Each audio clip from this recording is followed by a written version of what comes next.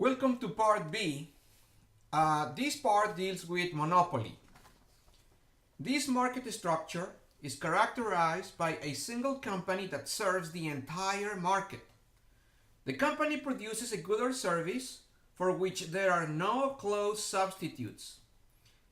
Given the only company in the industry and given its power to alter or change the ongoing market price, this company is a price maker or a price setter. Notice that this situation is totally opposed to perfect competition, where companies have no market power. Also notice that being the only supplier in the market, this company faces the entire market demand. However, although a monopolist enjoys market power, this power is limited by the market demand, which represents these consumers. To see this, notice that the monopoly can control the price or the quantity produced, but not both. The company, for example, can reduce the price from P0 to P1 or to increase it from P1 to P0 with the appropriate adjustment in the quantity demanded, moving from points A and B. But if the company wanted to charge a price at or higher than, say, point C, it would lose all its customers since the price would be too high.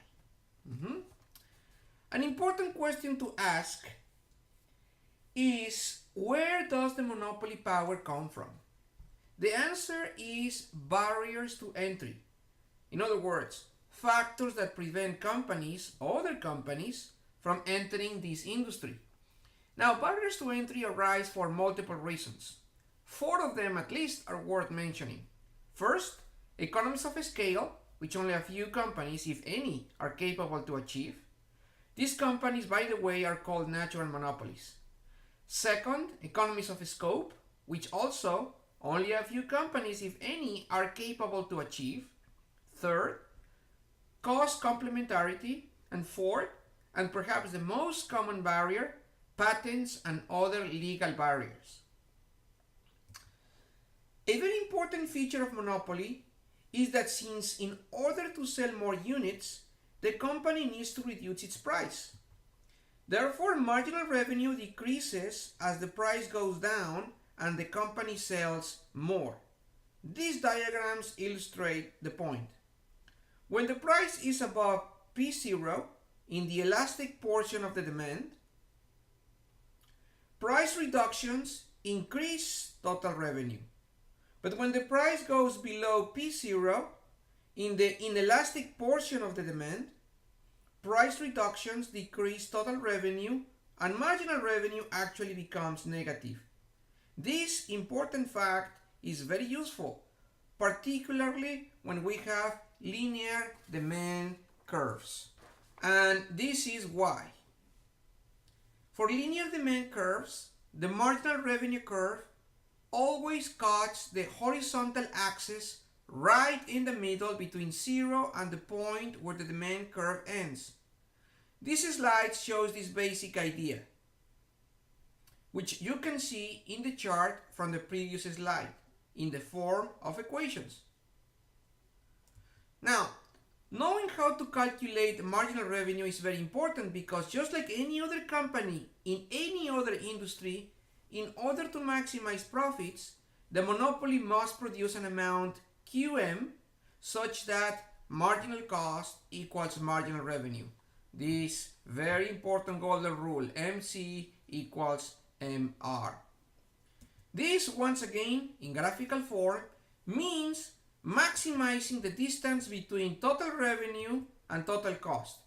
This, of course, takes place at output level QM, where the slopes of the curves are equal, or in other words, when marginal cost equals marginal revenue. But what do all these ideas mean? Well, take a look at this chart. Marginal cost equals marginal revenue takes place at the intersection of the MC curve and the MR curve. This intersection point indicates the profit maximizing monopoly level QM. And if you go up from the intersection point until you hit the demand curve, you can determine the monopoly price PM. Remember that profit is equal to total revenue minus total cost. Since total revenue is equal to PM times QM and total cost is equal to average total cost or ATC times QM, the profit level equals to this blue rectangle. We did a similar exercise in perfect competition. Now, another interesting feature of this market structure is that as long as the entry barriers exist protecting the monopoly from competition, the company can earn monopoly level profits by enjoying its market power.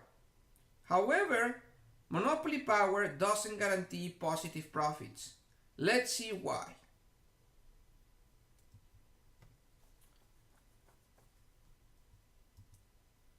If production costs are high enough, implying a not very efficient monopoly, the company may end up in a situation where, despite following the profit maximizing rule of marginal revenue equals to marginal cost, the profit level is zero. As seen in this graph, this simply happens because the average total cost is very high.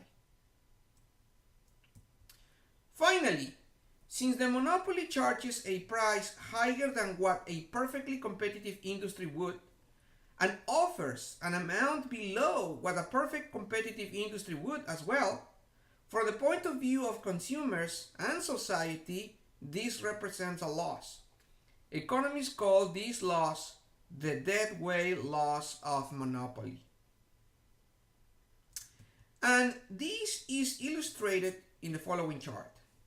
Notice that QM is below QC and that PM is higher than PC. Of course, QM is monopoly quantity and QC is perfect competitive quantity, and the same happens with prices. PM is the price of monopoly and PC is the price of perfect competition.